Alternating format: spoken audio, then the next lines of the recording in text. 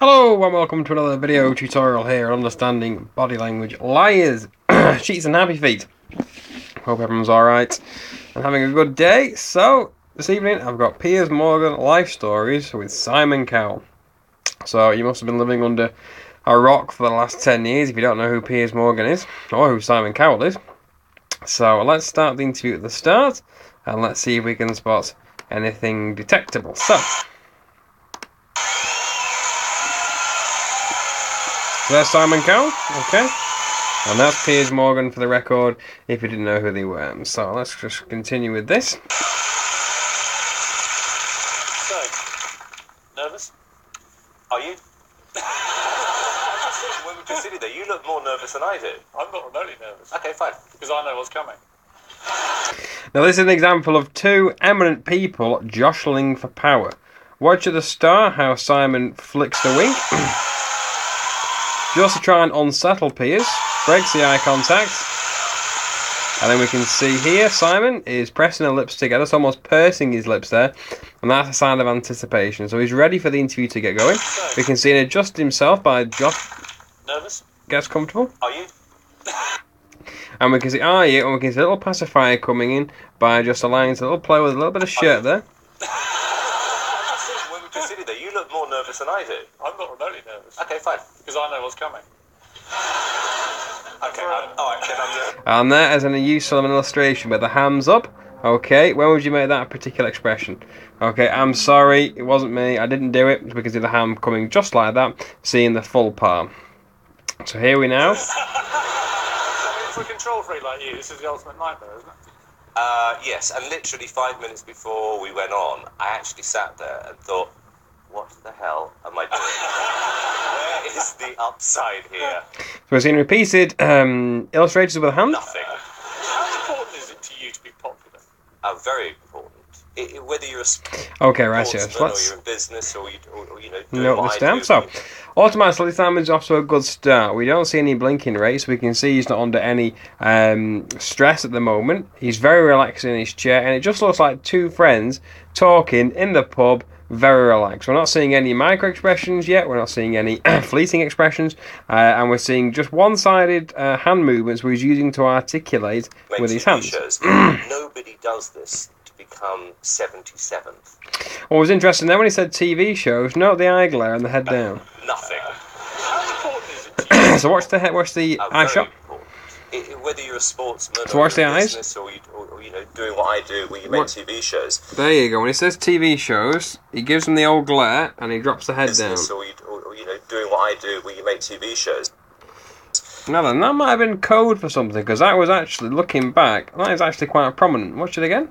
Whether you're a sportsman or you're in business or you know, doing what I do, where you make TV shows, nobody does this to become 77th. You know, you always strive to be more successful than your competition.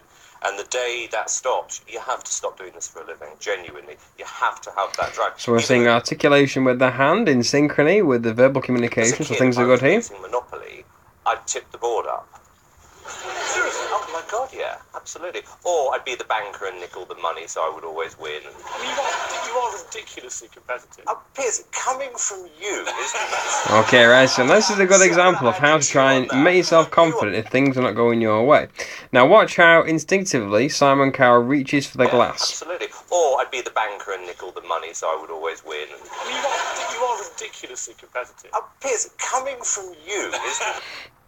Okay, and there we go. So how confident and smug does Simon Cowell look now with the little glass here and with that particular expression there? I mean, see, I'm going to hand it to you on that. You are the most competitive person I have ever met, seriously, in my life.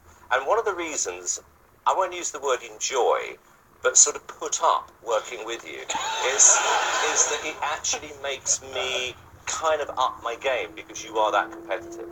I like to win. Yeah, unfortunately. Okay, and it almost looks in this position here that actually Simon is interviewing Piers Morgan, which is tremendously interesting considering how it's Piers Morgan's show. That chair position is very confrontational. It's almost reminiscent of an interview or potentially a disciplinary hearing, because where you sit directly opposite someone to try and get the truth out of them. So that is not a good example of how to to have a good seated rapport. However, these two, I believe, are friends off screen. So being sat directly opposite each other, it shouldn't matter because they've already got good rapport with each other from the start. I'm working for you, so I don't really get the point, do I? As I always say to you, Piers, I control the edit. Not on this show, you know. Okay, right, yeah. So we can clearly see here the wink coming through again from Simon. So we've seen repeated behaviour. As I always say to you, Piers, I control the edit. There's the wink. He sits back and goes smug. Not on this show, you know. And a witty comeback. And that is Simon's tell, by the way, for stress, is the almost getting up to leave. His limit response is making him shift. Okay, so what should it... So his whenever you see that from Simon Cowell, you feel stress. He's under a little bit of stress. I was curious what it would be like when you actually came into my world. What you would demand in your dressing room. You might imagine, super rich, very famous, very cultured. You might think lobster, caviar, champagne. By the way, I don't ask for these. Of course you don't. Chilled Perrier water with fresh lime wedges, brackets, not slices. Actually, if I could just... Now the over eyebrows are slightly raised there. Perrier We're seeing water with traces. fresh lime wedges, brackets, not slices. There we go. So the eyelids just slightly raised. And so do the eyebrows. And we're going, oh yes, just forgot about Actually, that. if I could just pick you up on And there we go. And we can see an illustrator there with the point. that, we did have a problem with the sliced lime. And I'm being serious, because whoever cut it with somebody who'd obviously cut an onion. So my lime water tasted like onions. Oh, so And note there, the slight one-sided... He cut an onion. So my lime water tasted like onions. Oh, so And there we go. And that's a very favoured facial expression by Simon Cowell. Okay, which is contempt, where it comes in one side, on his right-hand side, we're showing contempt to the person who cut that lime. So we can clearly see that with the eyes shutting as well. So we're seeing a very good example of contempt. please can I apologise on behalf of everyone. A bit embarrassing. Coca-Cola 7-Up, PG Tips with semi-skimmed milk, and something called squeezy honey. What is squeezy honey? It means you could squeeze the honey. Now, interesting how he said, I don't know what that is, and what she's... A bit embarrassing. Coca-Cola 7-Up, PG Tips with semi-skimmed milk, and something called squeezy honey. And there we go. So Simon makes that particular expression there again. You see, when he's under stress, we're seeing repeated behavioural change here from Simon when he feels stress. What is squeezy honey? It means you could squeeze the honey rather than, dip in. A selection of Walker's crisps, e.g. Worcester sauce flavour, or prawn cocktail. Okay, and we can see the pacifying gesture coming through here by the subscriptural notch here. We start a little tap there. Carry on. A selection of Cadbury's chocolate, e.g. toffee crisps, Twix, or butter. Okay. Very good. Now watch what happened there. Now this is an example of an eye block. Is when we're hearing something that we don't like.